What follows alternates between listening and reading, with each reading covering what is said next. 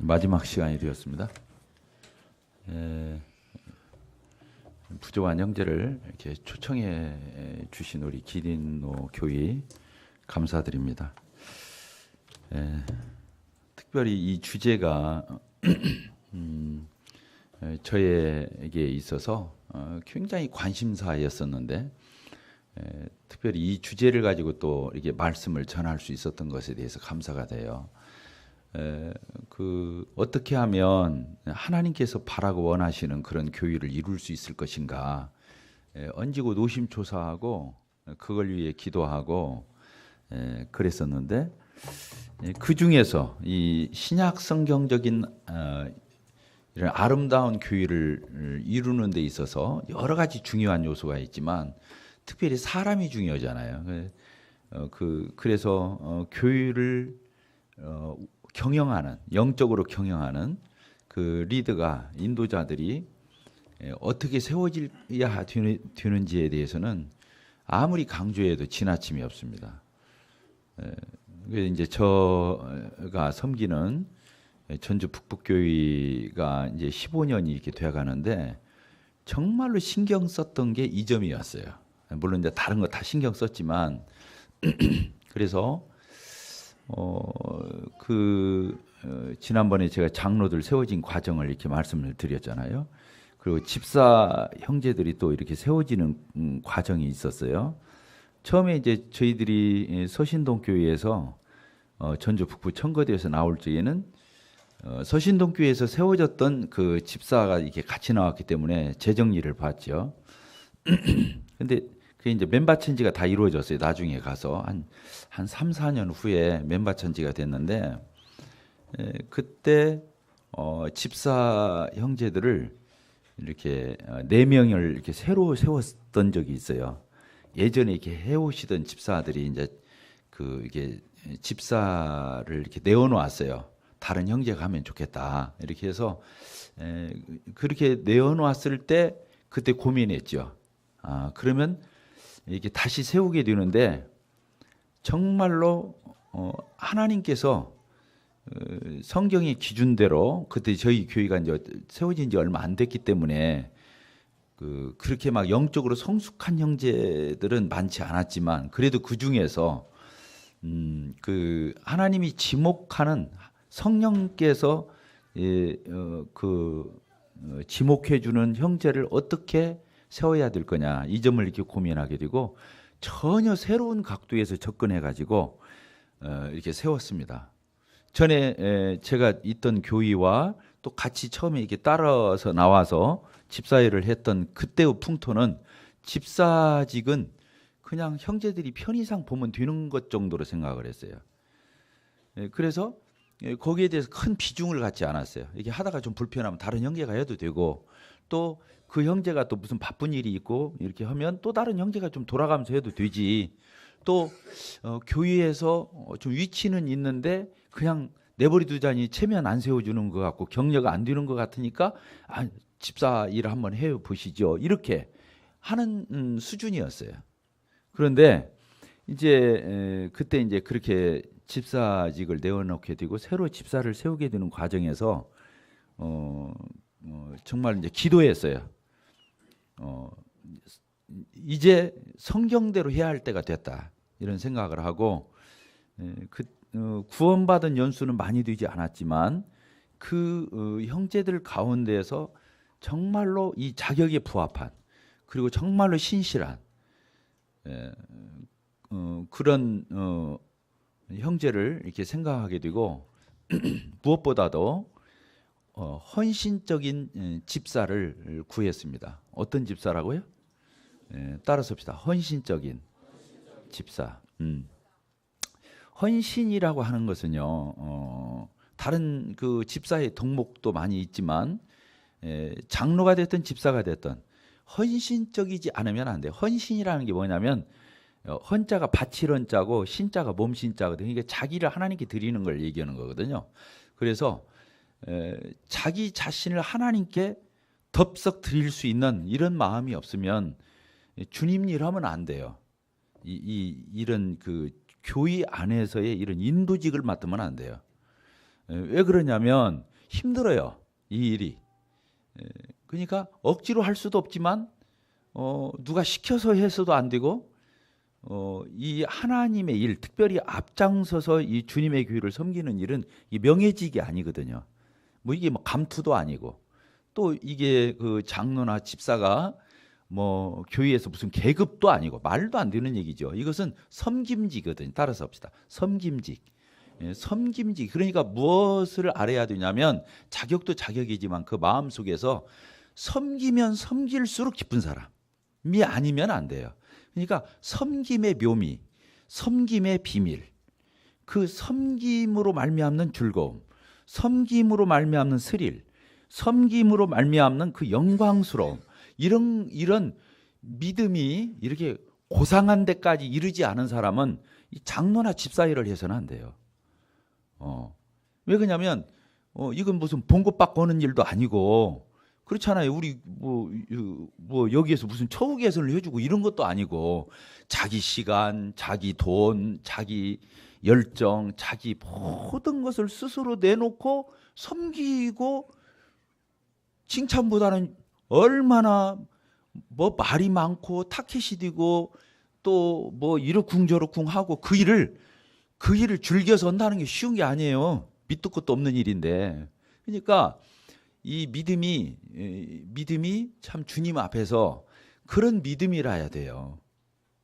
그래서 형제님들 가운데 또 아내된 자매님들 가운데 사모는 하지만 이 부분을 이게 덤벼들어서는 안 돼요. 덤벼들어서는 안 돼요. 그러니까 이것은 정말로 선한 양심을 가지고 이 사모하는 것은 누가 잘못이라고 하겠어요. 그 일을 사모하고 그래 일을 사모하는 거라 했잖아요. 그 감투 자리가 아니고 그 포지션이 아니고 일은 사모함이 있어야 이 일을 할 수가 있어요. 그렇지 않으면 중간에 그만두게 돼 있어요. 또 자기가 하면 자기 의를 삼게 돼 있어요. 또 남이 안 알아주면 부화가 나고 화가 나고 이 마음이 편치를 못 하게 돼 있어요. 그러니까 정말 하나님께 쓰임 받는다고 하는 것 자체가 영광스럽고 복되다. 자랑스럽다. 하나님이 내가 뭔데 하나님이 나를 써주시나. 내 것 다 드리고 내 것 다 내놓고 그렇게 하나님 앞에 얹는데 감사한 게 뭐냐면 나 같은 사람을 써주시나. 사람 많은데 이런 감지덕지한 마음이 아니면 주님 일을 할 수 없어요. 따라합시다. 감지덕지가 뭐예요? 모르고 따라서 하시구나.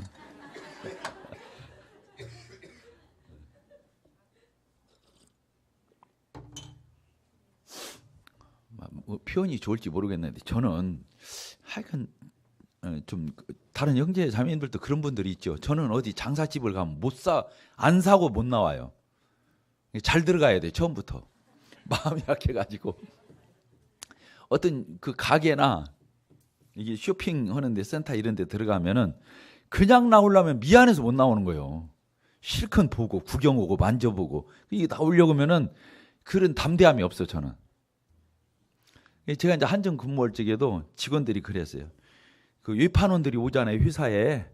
그러면 유인관 씨한테 못 파는 사람은 그 장사꾼이 아니 세일즈맨 아니다. 그랬어. 왜 그러냐면 저한테 오면은 무조건 나는 팔아줬거든. 왜 그러냐면 그 사람이 그냥 알씨로 그리고 불쌍해. 그 물건 들고 돌아다니는 거 보고 그냥 애를 달고 선전하고 막 이렇게 하는 걸 보면 이거 팔아줘야 내 마음이 편하지. 그랬어요. 내가 뭐 인정도 많은 편도 아닌데 마음이 약한 거지. 감지덕지가 뭐냐? 나도 잘 모르겠네. 하여간 지나갑시다. 하여간 그냥 제가 이 표현 못 하는 편이 아닌데 잘 표현이 안 되네. 하여간 이심전심으로 듣기를 바래요. 예. 그래서 하나님 앞에 뭐라도 헌척하고 뭐라도 한 것처럼 생각하고 뭐 내세우고 그 마음에 꼭 두었다가 뭐 과시하고 자랑하고 이런 게 아니에요. 그냥 하나님이 나를 불러줬다는 거, 하나님이 나를 써주신다고 하는 거, 그것 자체로 하나님 앞에서 더 이상 이유가 없어. 쉽게 말하면 이유가 없다는 뜻이구나. 이 감지덕지라는 말이. 불평이 없어. 그래서 저희 교회에 그때 집사들을 이렇게 세웠죠. 그리고 장로들은 그렇게 세웠다고 그랬잖아요. 그래서 현재 5분의 장로들 가정하고 4분의 집사들 가정이 있었어요. 그래서 지금 9가정입니다. 저희 이게 장로직, 집사직, 그리고 이제 이게 부서별이 있잖아요. 주일학교 책임자, 또 중고등부 학생부 책임자, 청년부 책임자, 다 거기 책임자들이 또 있잖아요. 다 리더죠, 이게. 근데 어쨌든 교회의 공적 직무는 이 장로들과 집사들로 이루어지는 거거든요. 근데 제가 감사한 것이 뭐였냐면은 정말로 장로나 집사를 세울 때 하나님 앞에 양심에 거리낌 없이 세웠어요. 아닌 사람을 세우거나 꼭 장로 집사감인데 안 세우거나, 저는 꿈에도 생각할 수 없었어요. 그게 뭔 말이냐면 이건 하나님이 하시는 일이잖아요. 근데 앞서서 일하는 일꾼이 성령님이 누구를 드러내시고 누구를 인정하는가를 봐서 하나님의 뜻대로 순종해서 이렇게 지목해 주는 거지, 아, 저 사람은 집사감 맞아요, 내 판단력 갖고 오는 게 아니거든요. 뭔 말 알겠죠? 그러면 내가 다쳐요. 앞서서 일하는 일꾼이 다치는 거예요. 그게 월권이거든요. 그러니까 저분이 틀림없는 장로 제목이야. 성경 기준을 보나 성도들의 인정을 받는 걸 보나 여러 가지 종합적으로 볼 때 저분이 장로로 세워지면 틀림없어. 그러면 세워야 되는 거예요. 자기 마음에 들고 안 들고 이건 정말로 두려운 일이죠. 그건 하나님이 하시는 일이니까. 집사도 그렇죠. 집사도 그런 감이 되고 그런 제목감이 되면 세워야 되죠. 나하고 상관없이 세워야 돼요. 근데 아니야. 그런데 나하고 좀 가까운 사이랄까, 나하고 좀 잘 통한다들까, 또 내 말은 또 잘 듣는 것 같아. 그러니까 세웠다? 큰일 나는 거죠. 교회의 공적 직임은 그렇게 해서 세우면 안 되죠. 이건 무시무시한 얘기 하는 거예요. 그래서 그 앞서서 일하는 장로들이 하나님의 뜻을 거스려서 무엇을 했을 적에는 유통기한이 된 거예요. 그건 유통기한이 뭔 줄 알아요? 예?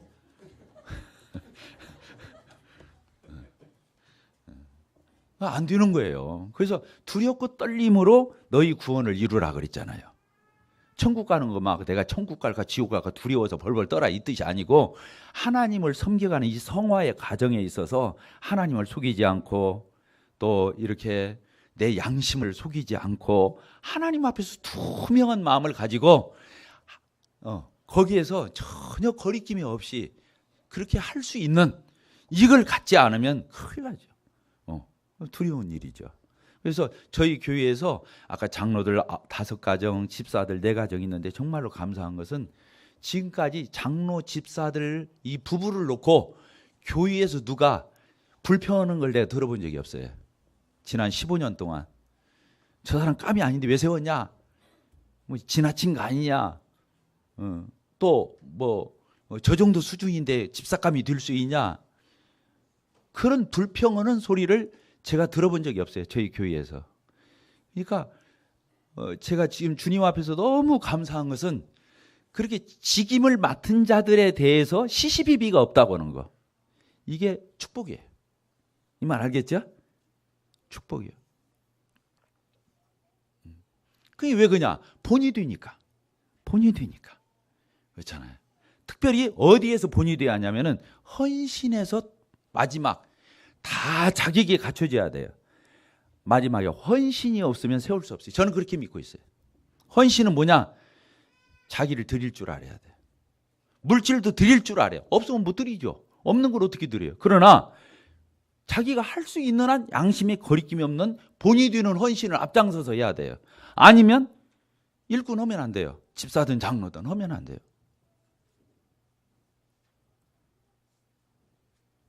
얼굴이 싹 굳어가지고.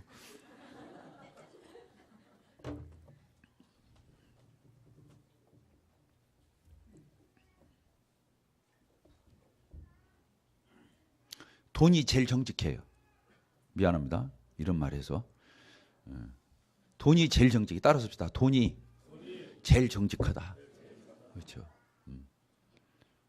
그 사람이 정직한지 안 정직한지는 돈 쓰는 거 보면 알 수 있는 거예요. 다른 사람을 접대하는가? 다른 사람을 구제하는가? 자기 연보 생활에 충실하는가? 교회에 헌신할 기회가 있을 때 정말로 헌신을 하는가? 이 부분이 근데 우리 이름 써서 않잖아요. 알아요, 몰라요? 이름 써서 아느니까 이름을 안 쓰죠. 기린노 교회도. 그러면 알아요, 몰라요? 나는 다 알아. 우리 교회에서 헌신하나 안 나. 우리 교회도 이름 써서 하는 적 한 번도 없었어. 근데 나는 다 알아. 미안합니다. 근데 뭐 호심술을 가지고 뭐 독심술을 갖고 있는 게 아니요. 다 알아. 그걸 몰라요? 그것도 속이는 말이요. 그러니까 속이지 서로. 나는 다 알아. 그러니까 나도 안 속여. 다른 사람이 다 나 안다고 생각해. 저는 그걸 믿고 살아요. 나보다 미련한 사람은 없다. 나보다 멍청한 사람은 없다. 나보다 다 영리하고 다 꽤 많고 다 지혜롭고 다 머리 잘 돌아가더라고. 내가 제일 어리석더라고. 아니, 나도 아는데 다른 사람이 모르겠어요? 예? 그런 눈치 없겠어요? 따라서 합시다. 다 안다. 거짓말 하지 마세요. 이 교회에서 누가 정말로 헌신하고 누가 정말로 하나님 앞에 드려져 있고 누가 정말로 기꺼이 달려가는지 왜 그걸 몰라요? 알지. 왜 그러냐면 성령이 계시기 때문에 영성이 다 있는 거예요. 사람을 저 안 믿는 사람들도 뭐라 하냐면 영물이라고 그래. 그래서 저 사람이 아무리 나한테 친절하게 하고 악수를 하고 막 미소를 지어도 저 사람이 나를 그래도 싫어하는 데가 있어. 이거 다 알아. 알아요, 몰라요? 다 아는 거예요. 그래서 정말로 기린노 교회에 나는 그런 일꾼들이 세워지기를 바라요. 참된 일꾼. 진짜로 참말로 하나님을 섬기는 사람이 세워져야 돼요. 그런 척을 보고 그런 체하고 그러면 안 돼요. 그건 교회로서도 불행하고 그 사람으로도 불행하고 그러죠. 그런 사람이 세워지면 안 되지.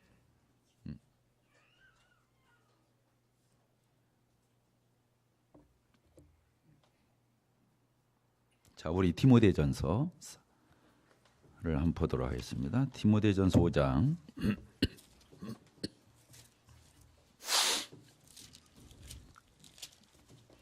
예, 디모데전서 5장 17절 같이 한번 읽겠습니다.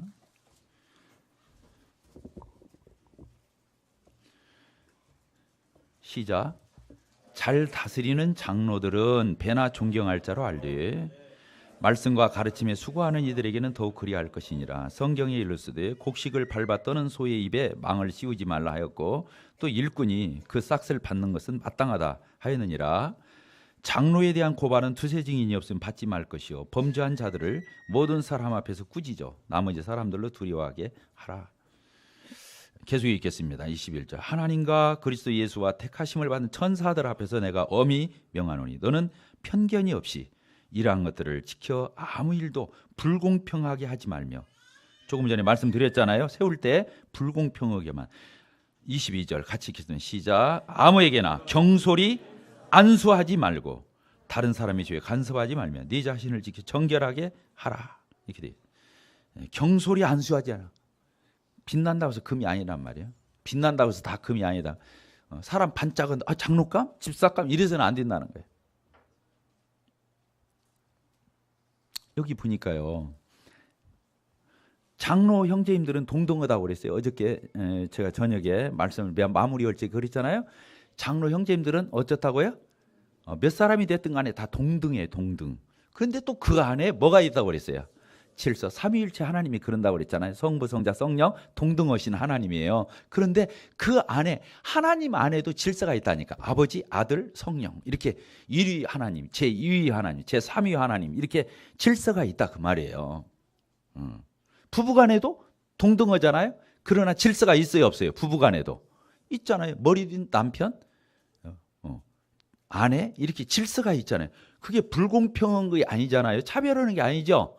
한 몸이고 동등하잖아요. 그런데 질서가 있잖아요. 머리냐 아니냐, 이게 그 질서가 있는 거거든요. 하나님 앞에서도, 하나님도 그러셔요. 교회 안에서도 그렇다고 그랬어요. 장로 형제님이 여기는 3분이에요. 우리는 5명이에요. 그러면 장로 형제들 안에 동등해요. 근데 그 안에 또 질서가 있단 말이에요. 이게 동등이 무너져 버리면은 어떻게 되는 거예요? 저 1인 목회식이 되고 성직자주의 비슷하게 흘러가겠죠. 다른 장로 뭐라고 세워? 동등하지 않을 것 같으면. 내 말대로 다 시키고 내 말대로 잘 듣고 내 말대로 일방통행할 것 같으면 다른 장로 세울 필요가 없죠. 동등해야, 똑같이 동등하게 교회를 목회하기 위해서 장로들을 세워서 어떻게 하는 거예요? 동역을 하는 거잖아요. 동자가 같을 동자예요. 같이 일하는 거예요. 주님의 교회를 섬기고 또 어떻게 하는 거예요? 협력하고 동역하고 분담하고 이렇게 해서 섬기는 거죠. 그래서 장로들끼리는 동등한 거예요. 동등한 거예요. 그래서 장로가 5명이든 3명이든 이렇게 있을 적에 거기서 풀타임으로 일하는 그 장로 형제님을 목사라고 생각하면 안 돼요. 이 말 알겠죠? 5명이 다 목사고 3명이 다 목사인 거예요. 목자란 말이에요. 목휘자. 교회를 목양하는 분이다 그 말이에요. 이해가 되셨어요? 안 되셨어요? 되셨어요? 네. 그래서 저희 교회 같은 경우도 자칫 잘못하면 제가 풀타임으로 일하고 그러지 말아야 하는데 또 목사 냄새가 나는가도 모르겠어. 그래갖고 어떻게 나는 목사 같고 다른 장로들은 장로 같아. 그러면 되겠어요? 안 되겠어요? 네? 안 되는 거예요? 안 되는 거예요. 같이 목회를 하는 거예요. 똑같이 목회자인 거예요. 똑같이 장로인 거예요. 특별한 호칭이나 어떤 그런 계급식으로 단계를 두어서는 안 돼요. 동등한 거예요. 맞죠? 맞아요? 안 맞아요? 이게 맞는 거예요. 그런데 그래서 동등하지 않으면 자기 마음에 드는 사람만 세울 거라고요. 말 잘 듣는 사람. 뭔 말하면 그냥 앞선 장로 형제님이 말하면 무조건 예, 아멘. 그러면 일방통행이 다 될 거 아니에요. 다 자기 말 잘 들으니까. 그런 장로는 안 된다는 거예요. 때로는 균형도 이루어야 되고 때로는 서로 눈치도 봐야 되고 때로는 서로 견제도 해야 되고. 그 견제가 나쁜 의미의 견제가 아니에요. 어떻게 치우칠 때긴 안 치우치도록 이렇게 해야 할 거 아니에요. 그런 의미의 견제를 얘기하는 거예요. 그렇게 하기 위해서 장로는 동등하다 그 말이에요. 서로 책임을 져야 되고 서로 이렇게 한 팀이 돼서 팀워크를 발휘하는 거예요. 그런데 거기에 또 중요한 게 있어요. 뭐냐?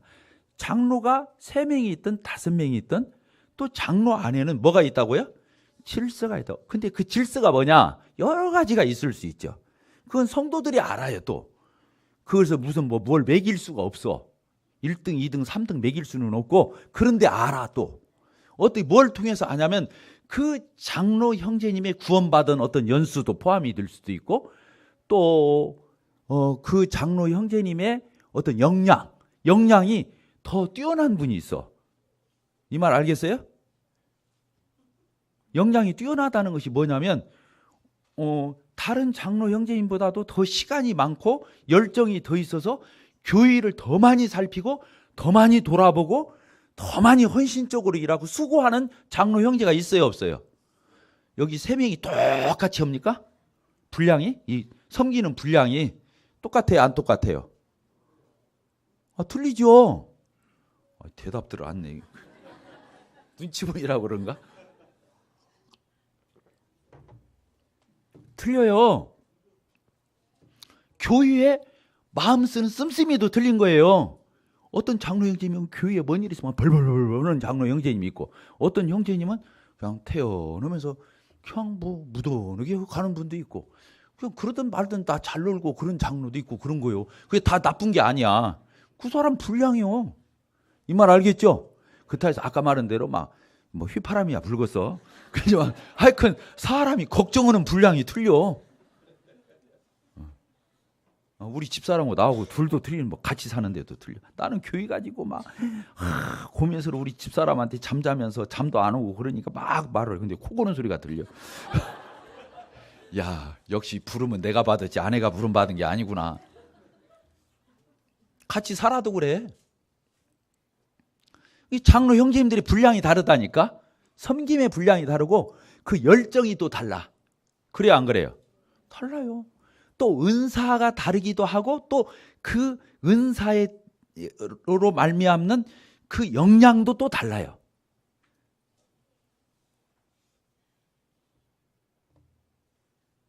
미안하네, 이런 말 하기가. 뭔 말 알겠죠? 어떤 분은 개인 상담을 잘하는 장로 형제님이 있는가 하면 그냥 그 장로 형제님한테만 가면 사람들이 쫄아가지고 막 그런 형제님도 있을 수 있어. 뭔 말 알겠어요? 사람만 또 다르다니까.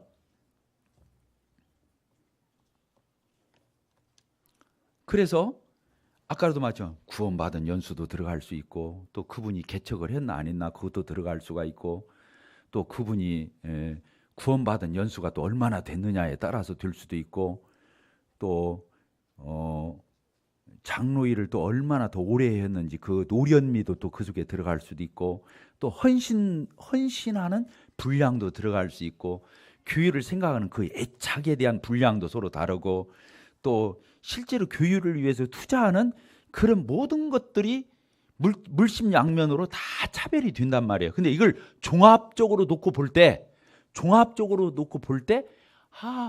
저분이 우리 교회에서 정말 뭐라고 말해야 돼? 이거 어렵다.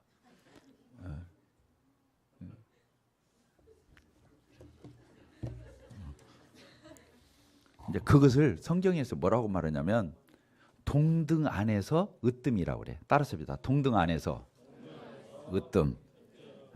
그러니까 동등한데 그 중에서 순서를 매기자면 그 형제님이 더 이렇게 존경을 더 받아. 성도들이 그걸 알아. 이상하게 알아요, 몰라요? 또 거짓말 하지 말아요. 다 이걸 알아. 그래서 그 형제님을 더 마음으로 존경하게 돼 있어요. 알겠어요?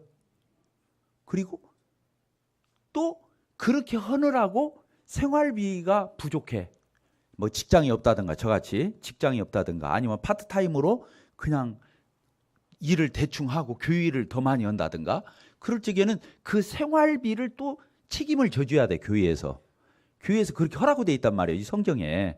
그러니까 그분에게는 조금 더 각별한 존경도 하게 돼 있고 또 물질로도 그분의 생활을 보충해 주게 돼 있어요. 그것을 배나 더 존경한다 이런 뜻으로 써 있단 말이에요. 여기에. 자, 다시 읽겠습니다. 5장 17절 한번 읽어보세요. 다시 시작. 잘 다스리는 장로들은 다른 장로들보다 뭐 어떻게 해요? 배나 더 존경을 한 말이에요. 그런데 특별히 말씀 연구나 가르침에 연구하거나 어떤 교회의 일에 더 전무하는 사람에게 더욱 그렇게 해주라고 써 있단 말이에요. 근데 여기서 이제 배나 더욱 이런 단어는 마음의 존경도 이 속에 들어가지만 더 중요한 것은 생활비를 얘기하는 개념이 더 커요. 비슷하지만. 그래서 그 다음 절에 생활비도 대주라 이렇게 써 있는 거예요. 이 배나라는 단어 속에는 마음도 있지만 무엇도 있어야 한다?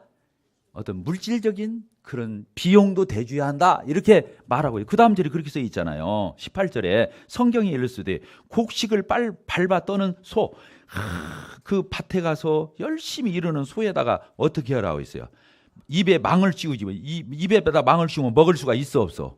없잖아요. 소를 일시키려면 뭘 주가면서 시켜야 돼? 먹을거리를 주가면서 여물을 주가면서 사료를 주가면서 이 소를 부려먹어야 한다 그거예요. 이런 실컷 시켜놨는데 입에다 망 딱 씌워가지고 먹든 못하게 만들어. 먹을 건 또 안 줘. 힘날 건 또 안 줘. 그러면 되겠느냐 이렇게 써놓은 게 이 성경이에요. 자, 성경이 어려워요? 쉬워요? 쉽죠. 나는 우리 교회에서는 왜 이런 설교가 안 되는가 모르겠어. 기린노 교회 오니까 입이 터지네 이게.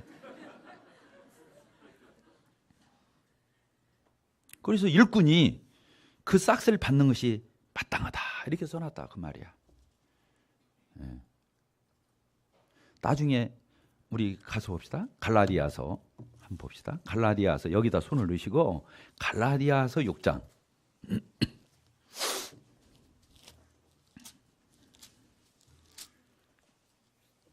갈라디아서 6장 6절. 갈라디아서 6장 6절. 시작. 가르침을 받는 자는 말씀을 가르치는 자와 모든 좋은 것을 함께하라. 이렇게 써 있어요. 가르침을 여러분들 받아요, 안 받아요? 안 받아요? 학생들 학생부에서 배워야 안 배워요? 선생님한테, 교사한테 배우죠? 자, 선생님 생일 기억했다가 선물하는 사람 손 한번 들어봐. 그 학생부에서, 청년부에서 우리 그 나를 가르치는 그 교사들이 있잖아요. 있어요, 없어요?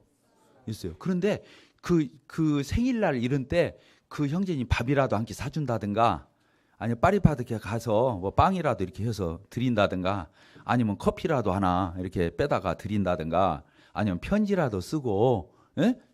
그렇잖아요? 양말이라도 하나 넣어서 드린다든가, 이렇게 하는 사람 손 한번 들어봐. 한 명 있네. 여기 성경이 그렇게 써 있는 거예요. 가르침을 받는 사람은 말씀을 가르치는 분한테 모든 좋은 것을 함께 하래. 그게 양심적인 태도야. 따라주다. 양심적인 태도다. 그 자르는 게 아니야. 아까 한 사람도 자른 게 아니야. 당연히 해야 하는 거야. 생일날만 하라 그런 뜻이 아니에요. 뭔 말 알겠어요? 평상시 그렇게 하라는 거예요. 나는 여기 와서 보니까 이 교회 장로 형제님이 그렇게 순종하시는 것 같아. 내가 한 지금 3박 4일간 하나님 말씀을 가르치니까 그 장로 형제님이 나한테 김치도 싸주고, 또 도토리묵으로 한 묵도 싸주고 싸주더라고.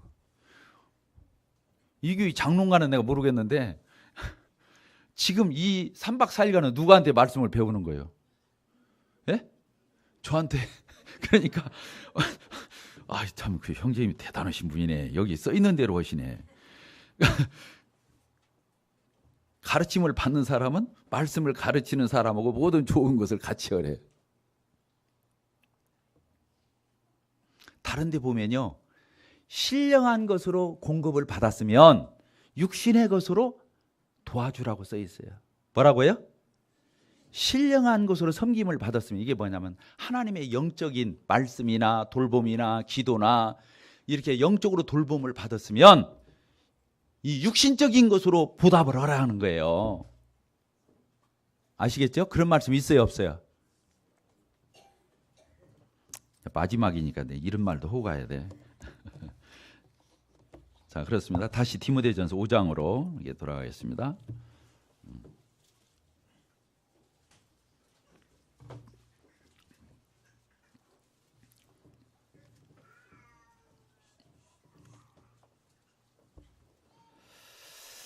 예, 19절. 5장 19절. 장로에 대한 고발은 두세 증인이 없으면 받지 말 것이요. 이렇게 되어 있어요. 그래서 어떤 성도가 범죄했을 때와 장로가 범죄했을 적에는 더 신중히 다뤄야 한다는 거예요. 장로는. 왜 그러냐면 장로가 무너지면 또 사단은 언제고 교회의 리더를 공격하고 타겟으로 삼기 때문에 부주의하게 취급하면 안 된다. 그래서 형제 자매님들이 볼 적에 어떤 장로 형제님에 대한 오해가 있을 수 있어요. 그러면 누가 그런 말을 내놓으면 신중히 다뤄야 한다는, 그 말에 같이 공조하고 동조해주고 같이 막 입맛대고 이렇게 하면 안 된다는, 더 신중하게 따져서 뒤를 봐주라는 게 아니에요. 아닐 적에 이분이 모함을 받을 수 있는 것이고 오해를 받을 수 있는 것이기 때문에 조심해야 한다는 거예요. 여기 그렇게 써 있잖아요. 장로에 대한 고발은 투세 증인이 없으면, 그 증거가 명쾌해가지고 한 명이 아니라 두세 명이 있어가지고 확실하면 그 장로에 대해서 징계를 시작할 수 있어요. 이것은 징계 문제만 그런 게 아니고 평상시에도 장로에 대한 판단하는 얘기, 평론하는 얘기, 이런 거 쉽게 하면 안 돼요. 자, 고개 들어보세요. 장로인 저를 옹호하려고 하는 얘기가 아니에요. 교의를 지키려니까 이런 말을 해주는 거예요. 따라서 합시다. 교의를 지키기 위해서 말씀하신 것이다. 그냥 교의를 돌아보는, 그분이 무너져 버리면 다 무너지고, 그분이 훼손되면 교의가 훼손되기 때문에 안 되는 거예요. 그래서 지켜줘야 하는 거예요. 막 장로를 막 특별한 신부이라 막 떠받들어라 지금 이 얘기를 하려고 하는 게 아니에요. 신중해야 합니다. 그래서 어떤 형제가 자매들이요. 언제 그 장로는 그런 여러분들에게 판단거리가 될 수 있어요. 저 장로 형제님은 자기가 좋아하는 형제 자매들만 좋아해. 뭐 넘보돌하는 쟤들은 넘보돌하는 것 같아. 뭐 이런 말 하면 그래요? 나도 그렇게 느꼈는데 이제 이러면 베리는 거예요. 교회가. 알겠어요? 오늘 보니까 인사도 안 했어. 나한테 인사도 않더라고. 그 장로 형제님이 인사로 가려다 누가 아는 체니까 그쪽에 가서 인사했는데 자기는 일부러 모른 체하고 지나갔다는 거야. 그러면 되겠어요? 안 되겠어요? 예를 들면 그렇다 그 말이에요.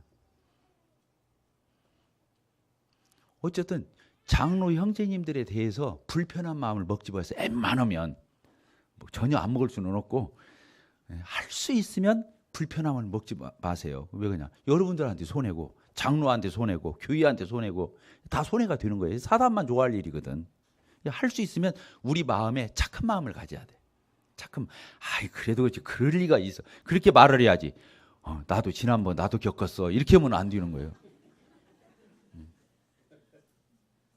그러니까 착한 마음을 먹는다는 게 그런 걸 얘기하는 거예요. 따라서 봅시다. 하나님의 자녀처럼 착한 마음을 먹자. 그럴 리가 없어. 이렇게 생각을 해야지.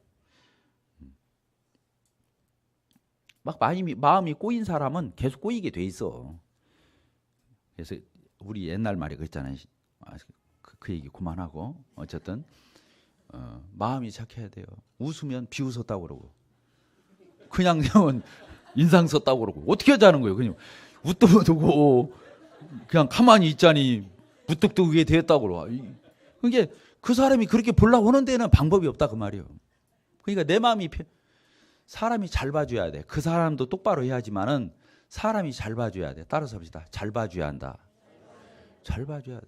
우리 집도 사위 같이 살고 며느리도 같이 사는데 며느리가 착하고 사위가 착하기도 해야지만 주위에서 보는 사람이 잘 봐줘야 돼. 알겠어요? 털어서 먼지 안 나는 사람 있어요 없어요? 트집 잡으려고 할 것 같으면 안 잡히는 사람 있어요 없어요?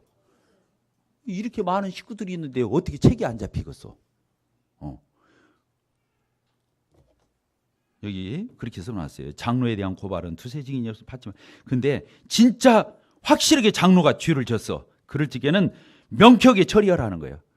성도들보다 더 단호하게 더 엄격하게. 왜? 공적으로 이루는 사람이 무너졌을 적에는 죄를 졌을 때는 본도 안 되고 너무너무 아픈 일이잖아요. 그래서 이 부분은 더 엄격하게 다루어야 할 것을 여기 써놨어요. 20절이 그 뜻이에요. 20절. 여기서 범죄한 자들을 이것은 범죄한 장로는 이 뜻이에요. 일반 성도를 가리키는 말이 아니고 여기서 범죄한 자들을 이 말은 범죄한 장로들은 어떻게 혼내라고요. 한쪽에서 장로들이 별도로 불러가지고 그 사람 혼자 꾸짖고 그 사람한테 책망하고 징계하고 끝내는 게 아니라 공적으로 공적으로 일한 사람은 공적으로 처리하라는 거예요. 그래서 어떤 성도가 때로는 범죄하고 연약함에 빠질 수 있어요. 그러면 교회에 광고 않고 장로들이 조용히 불러서 징계를 해줄 수 있어요. 가령 한 3개월 정도, 6개월 정도 떡과 잔에 근신하고 참여하지 말고 오셔도 저 뒤에 앉았다가 가시고 이렇게 말할 수 있어요. 근데 교회에다가 광고는 안 할 수 있어요. 왜? 그분이 공인이 아니니까. 이 교회에서 공적으로 활동하는 사람이 아니니까 그 사람을 개인적으로 꾸짖고 책망하고 징계해서 그 사람을 교정해 줄 수 있어요. 근데 교회에서 공적으로 일한 사람은 공적으로 다뤄야 돼요. 그래서 모든 사람 앞에서 터놓고 말을 해줘야 돼요. 이 장로나 이 집사가 이런 일을 잘못해서 교회의 명예를 훼손하고 하나님 나라에 누를 끼쳤기 때문에 이 사람은 이렇게 징계를 한다 하고 광고를 해야 돼요. 이게 써 있어요. 이게 보호는 보호대로 자리하지만 분명히 죄가 드러났을 적에는 그에 합당하게 처리를 해야 한다 그 말이에요. 성경이 이렇게 정확하게 적혀 있어요. 그래서 20절 범죄한 장로를 모든 사람 앞에서, 개인적으로가 아니라 사사롭게가 아니라 모든 성도들 앞에서 꾸짖고 나머지 사람들로, 나머지 장로들로 하여금 두려워하게 하라, 그렇게 돼 있는 거예요. 여기서 나머지 사람도 앞에다 장로를 써야 되고 범죄한 자, 거기도 범죄한 장로라고 써놔야 되는 거예요. 그래서 22절, 아무에게나 경솔히 안수하지 말고, 그렇죠, 아무나 집사 세우고 장로 세우고 이렇게 하는 게 아니다는 거예요. 예. 그리고 24절 읽겠습니다. 그 뒤에 같이 읽겠습니다. 시작. 어떤 사람들의 죄는 밝히 드러나 먼저 심판에 나아가 어떤 사람들의 죄는 그 뒤를 따르나니 이와 같이 선행도 밝히 드러나고 그렇지 아니한 것도 숨길 수 없네. 이게 뭔 말이냐면 장로 집사를 안수해서 세울 때 이걸 잘 보라는 거예요. 하나님 앞에 적절치 않은 사람, 범죄 가운데 있는 사람, 하나님 앞에 투명하지 않은 사람은 기다려보면 안다는 거예요. 다 드러나게 돼 있다는 거예요. 잘잘못이. 조금 더 기다리면 또 드러나더라는 거예요. 그러니까 섣불리 세우지 말아라 그 말이에요. 아까 여기 써 있잖아요. 경솔히 안수하지 말아라. 그러니까 이게 드러나는, 선행도 그렇다는 거예요. 그 사람이 아무리 숨어서 하고 비밀스럽게 해도 하나님은 다 드러낸다는 거예요. 그 사람이 겸손해서 안 드러내고 과장 않고 선전 않고 해도 하나님 앞에는 속일 수 없다는 거예요. 여기 써 있잖아요. 이와 같이 선행도 밝히 드러나고 그렇지 아니한 것도 숨길 수 없다. 그래서 교인은 그렇게 드러나는 걸 보고 인정하고 세우고 아니면 아니고 이렇게 된다, 그런 말씀으로 써 있는 거예요. 자, 동등과 질서를 다시 한번 말씀드리겠습니다. 저를 보세요. 화품대로 하시기 시작하는데 10분만 더 하겠습니다. 기분 좋죠? 1시간 반을 줄 알았죠? 예, 밥 먹고 이건 무리지. 기린노 교회가 대단한 교회요.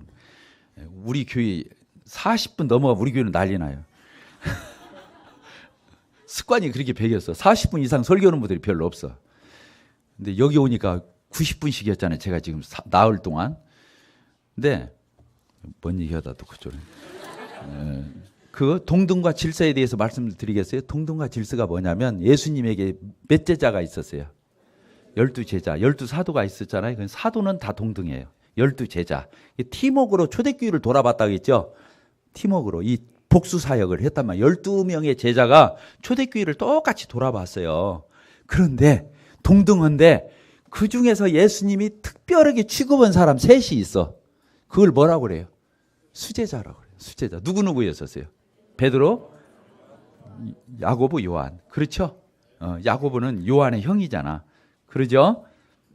제일 먼저 죽은 제자가 야고보잖아요. 맨 늦게까지 살은 제자가 그 동생 요한이었잖아요. 요한계시록까지 짓고 다 그랬잖아요. 그러니까 베드로, 야고보, 요한은 예수님이 특별히 좋아해요. 변화산상에 올라갈 적에도 또 야이로의 딸을 살릴 적에도 또 막 이렇게 특별한 일을 할 때마다 이 세 사람을 별도로 데리고 다녔어요. 12제자를 얹고 데리고 다니다가도 니네들 셋만 이리 와. 그래갖고 예수님이 별도로 따로 데리고 가서 보여줄 건 보여주고 또 함께하고 그랬다 그 말이죠. 그런데 이 세 명 중에서 베드로, 야고보, 요한 중에서도 또 특별하게 예수님이 또 취급한 사람이 있어. 각별하게. 누구예요? 베드로예요. 베드로. 따라서 베드로. 이 베드로는 실수도 많이 했지만 예수님 다음으로 이름이 많이 나온 사람이 베드로예요. 성경에. 문제점도 많지만 인정도 많이 받은 분이야, 이 베드로가.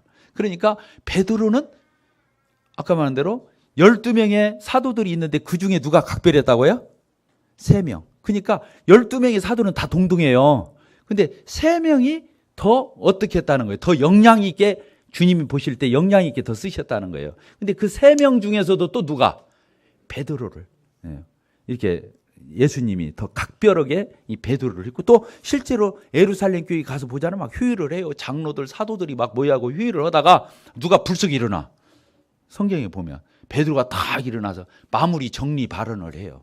최종 정리. 나와요, 안 나와요? 성경 안 읽어봤죠? 베드로가 그런 일이 많아요. 아까 그저께 말씀 전할 적에도 그랬잖아요. 한 사도 가룟 유다 대신 누구를 채워넣었다고 했죠? 마띠아. 그때 제비 뽑았다고 했잖아요. 그때도 그 발언을 시작한 사람이 베드로예요.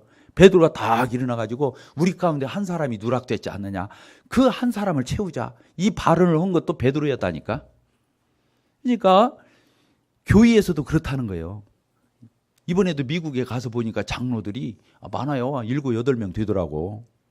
지난번 제가 10몇 년 전에 싱가포르 앙모교 모임을 갔었는데 거기 장로들이 11명인가 10명이 있더라고요. 그러면 그 10명의 장로들이 다 동등하지요. 그런데 그 중에서 더 활기 있게 더 교회의 중심적인 역할을 하는 장로가 그 중에 또 있다 그 말이야. 뭔 알겠죠?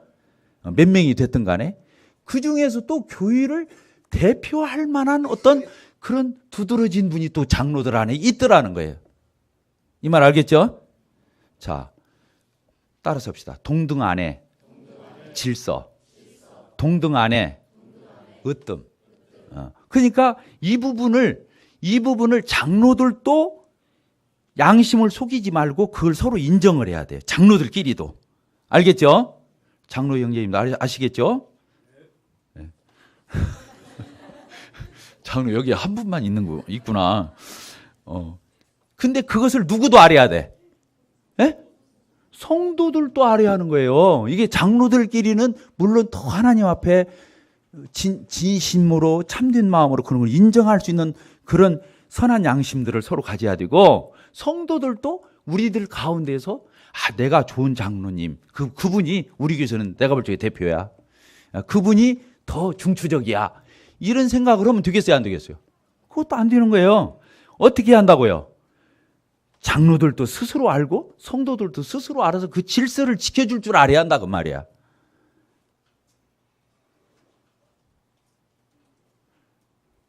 이런 거 배워본 적 있어요 없어요? 없죠? 처음이죠? 저도 이렇게 적나라하게 설교하기 처음이에요. 그런데 성경이 말하는 장로직 책자 있잖아요. 성경이 말하는 인도자들 책자가 있는데 제가 수도 없이 읽었다 했잖아요. 그 책이 400 몇 페이지예요. 그 책자 중에서 제일 중요한 부분이 이 부분이에요. 이 부분.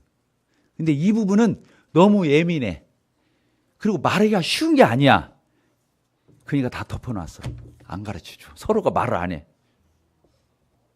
근데 교회가 성공하려면 이 부분이 이 보이지 않는 룰이 지켜지지 않으면 장로 팀이 깨져버려. 이 말 알겠어요? 또 교회가 깨져버려.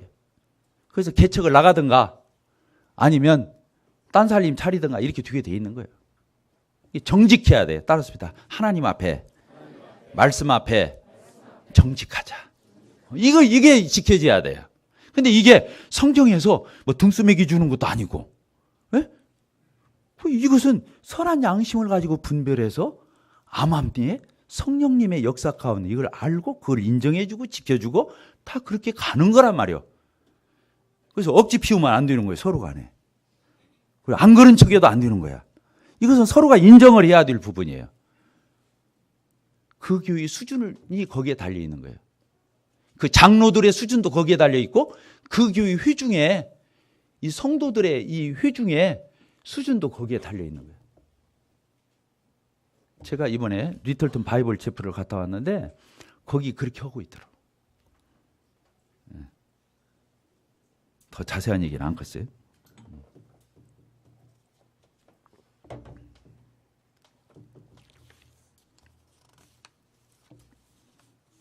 자, 집사들도 그랬습니다. 집사 몇 명이 세워졌죠? 사도행전 6장에서 7명이 세워졌어요. 그런데 집사가 7명이 동등해요. 교회 살림살이 같이 하고 재정 줄납하고 교회 모든 어떤 그런 물질 사역을 가지고 집사들이 운영을 하지요. 그런데 7명이 또 다 같은 게 아니에요. 집사 안에서도 더 발언에 무게가 있는 사람이 있고 또 더 중추적인 집사가 또 그 속에 있는 거다 그 말이에요. 여러분들 누구 집사들 이름 7명이 다 써 있어 성경에요. 근데 누구만 생각나요? 뭐 우리가 짰어 지금? 빌립하고 누가 생각나요? 스테반. 그 사람은 사도들 못지않은 활약을 한 사람들이요. 집사지만. 집사가 7명 세워졌는데 그중에 2사람은 아주 충추적인 일을 한 사람. 그리고 벌써 그 많은 위상과 어떤 그런 격을 가진 집사였다 그 말이에요. 그걸 인정해 줘야 한다는 거예요. 교회는 서로 알아야 한다는 거예요. 또 집사들 안에서 그 집사는 더 알아줘야 한다는 거예요. 아까 배나 더 존경을 하고 그랬잖아요. 이와 같은 거다 그런 얘기예요. 자, 어려워요? 쉬워요?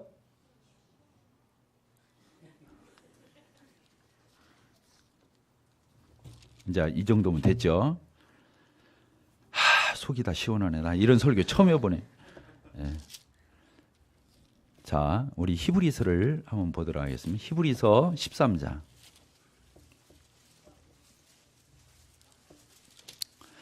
히브리서 13장 7절 이렇게 보겠습니다. 13장 7절 같이 읽겠습니다. 시작. 하나님의 말씀을 너희에게 이뤄주고 너희를 인도하던 자들을 생각하며 그들의 행실과 결말을 주의하여 보고 그들의 믿음을 본받으라. 이렇게 되어 있어요. 여기 보니까 교회에는 누가 있어요? 아까 인도하는 자들이 있어요. 그게 누구냐? 여기는 장로라고 안 썼어요. 그냥 장로예요. 장로들. 인도하는 자들 이렇게 써 있잖아요. 여기 장로들을 얘기해요. 하나님의 말씀을 잘 가르쳐주고 너희를 목회해 주던 너희를 인도하고 격려하고 챙겨주고 이렇게 하던 인도자들을 생각하고 그들의 뭘 지켜보라고 그랬어요. 행실의 결말을 주의하여 보고 처음부터 끝까지 변함없이 주님 잘 섬기는가, 진짜 참된 마음을 가지고 저렇게 하는지 진정성을 가지고 저렇게 하는지 끝까지 지켜보면 다 알잖아요. 그래서 그들의 행실의 결말을 주의하여 보고 그들의 믿음을 어떻게 하라고 그랬어요? 본받으라. 그래서 앞선 이 훌륭한 장로 형제님들을 이렇게 두고 또 그런 분들을 본받고 따르고 이렇게 하는 거죠. 섬기는 거죠. 그 한 장 넘기겠어요? 7절, 17절 같이 읽겠습니다. 시작.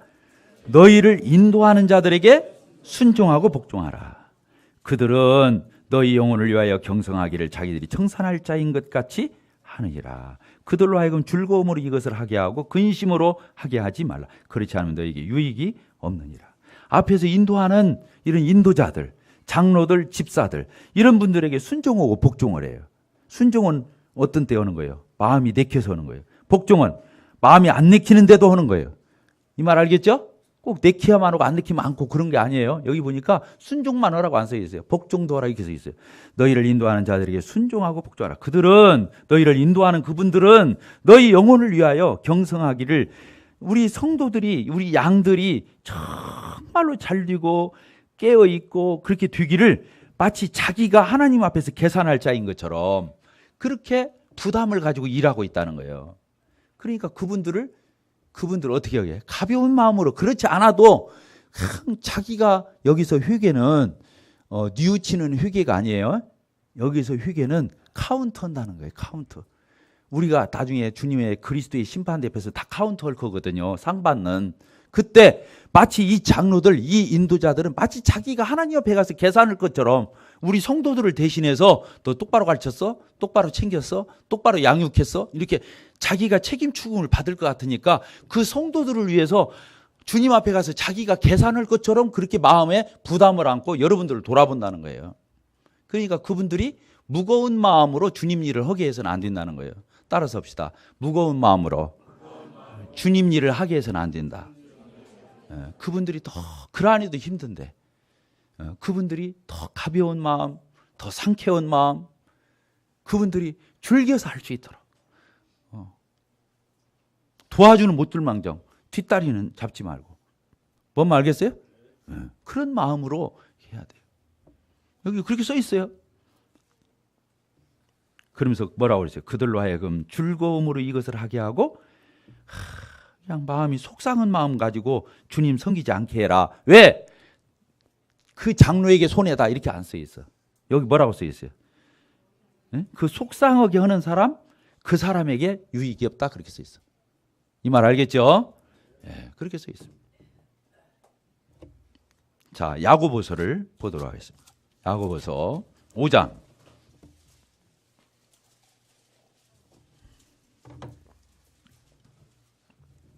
14절 같이 읽겠습니다. 시작. 너희 중에 병든 자가 있느냐? 그는 교회 장로들을 청할 것이요 그들은 주님의 이름으로 기름을 바르며 그를 위하여 기도할지니라. 믿음의 기도는 병든 자를 구하나니 주께서 그를 일으키시리라. 이게 돼 있죠?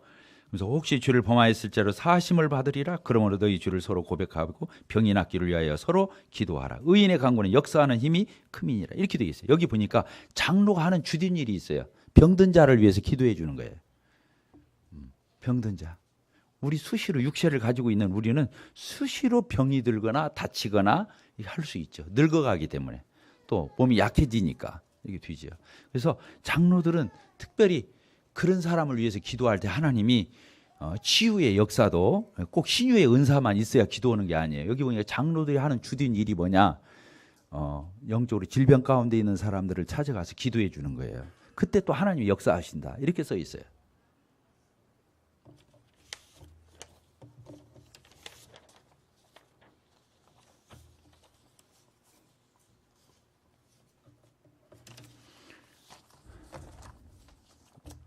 삼 박 4일간 여러분들하고 이 성경에서 말하는 교회 인도자들이라는 주제를 가지고 하나님의 말씀이 이 교회의 인도자들에 대해서 어떻게 말씀하고 있는가를 우리가 이렇게 짚어봤습니다.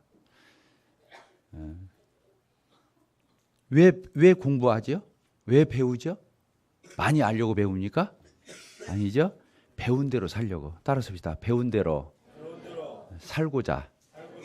배운 대로 순종하려고 배우는 것입니다. 그래서 배웠는데 순종 안 했어요. 그럼 아직 안 배운 거예요. 아직도 못 배우고 있는 거예요. 왜 그러냐면 배우는 목적이 그 말씀대로 살기 위해서거든요. 근데 아직도 그렇게 못 살아. 그건 아직 그 말씀의 뜻을 다 못 깨달았기 때문에 그래요. 참 우리가 3박 4일 동안 하나님의 이 교회 안에서 인도자들에 대해서 배웠는데 정말 우리 기린노 교회가 하나님의 말씀대로 순종해서 하나님이 그렇게 순종하면요. 순종이 제사보다 낫다고 그러잖아요. 순종하면 열매를 주셔요. 따라서 열매를 주신다. 그렇죠. 하나님이 열매를 주셔요. 열매로 입증을 하셔요. 열매로. 그러니까 우리가 하나님의 말씀대로 순종하면 그 열매가 축복이에요. 축복. 하나님이 함께 하시는 거예요. 맺어주시는 거거든요. 열매를 아무나 맺는 게 아니에요. 하나님이 함께 하실 때 맺는 거예요. 그래서 정말 열매 맺는 우리 기린노 교회가 되기를 바라고, 또 정말로 교회 안에 이런 일꾼들이 일어나고, 또 각양, 아까 리더가 아닌 사람은 없다고 그랬잖아요. 각양 그 나름대로 분량 다 우리가 리더고 인도자들이고 지도력을 다 가지고 있는 거예요. 그래서 참 정말 하나님이 기뻐 받으시는 그런 기린노 교회가 될 수 있게 되기를 바랍니다. 3박 4일 행복했습니다. 21년 만에 또 이렇게 비웠고, 다 저랑 똑같이 할머니 할아버지 돼 있고, 또 낯선 얼굴들이 반절 이상은 되는 것 같고, 참 하나님 우리 기린노 교회 이렇게 쓰셔서 참 이렇게 큰 건물도, 이 빌딩이 아직 이 건물 아니지 이건. 이 빌딩도 이렇게 독차지하고, 그것도 전주 시내 중앙에서 참 수고들 하셨고, 정말 더 영적으로 쓰임 받고 더 열매 맺고, 요한복음에 써 있는 대로 많은 열매를 맺으면 하나님이 더 기뻐하신다 그랬거든요. 그래서 기린노 교회를 통해서 하나님이 더 영광을 받으시고 하나님의 뜻을 성취해 갈 수 있게 되기를 바랍니다. 기도하고 마치도록 하겠습니다. 아버지 하나님, 감사합니다. 저희들 참으로 소망 없고 아무것도 아닌 자들, 무지몽매하고 또 쓸모없는 저희들을 예수님의 십자가의 보혈의 피로 구속하셔서 저희들을 죄사함 받게 해주시고, 감히 그 거룩하신 하나님 앞에, 온전하신 분 앞에 의롭다 이렇게 여김을 받고, 너는 내 자녀다 이렇게 하나님 앞에서 자녀의 특권을 가지고 더 나아가서 하나님의 기쁨을 구하고 하나님의 영광을 구하는, 하나님의 나라를 위하여 동역할 수 있는 그러한 저희들로 삼아주신 하나님을 찬송합니다. 아버지 하나님, 지난 30여 년 기린노 교회를 이곳에 세우시고 전주 도성에 참 하나님의 이 복음을 전파하는 놀라운 구원의 방주로 삼아주시고, 지금까지 이렇게 많은 영혼들을 붙여주시고, 또 저희들 가운데에 이런 어리고 젊고 이런 청소년들을 특별히 많이 허락해 주셔서 이렇게 주님의 교회가 힘있게 해 주신 거 감사합니다. 아버지 안에 주님의 오심이 가까워져 가는 이때에 참 이 기린노 교회가 더 성령 충만하고 이 세상의 것을 넘보는 것이 아니라 일심하여 하나님을 주목하고 바라고 그리스도를 주목하는, 그리스도를 증거하는, 그리스도가 나타나는 참 주님께서 기뻐 받으시는 그런 주님의 몸된 교회로 하나님 삼으셔서 아버님의 뜻을 다 성취하여 가시기를 원합니다. 특별히 우리 이승환 형제님 이렇게 어려운 가운데 치료하는 가운데 있음을 하나님이 아십니다.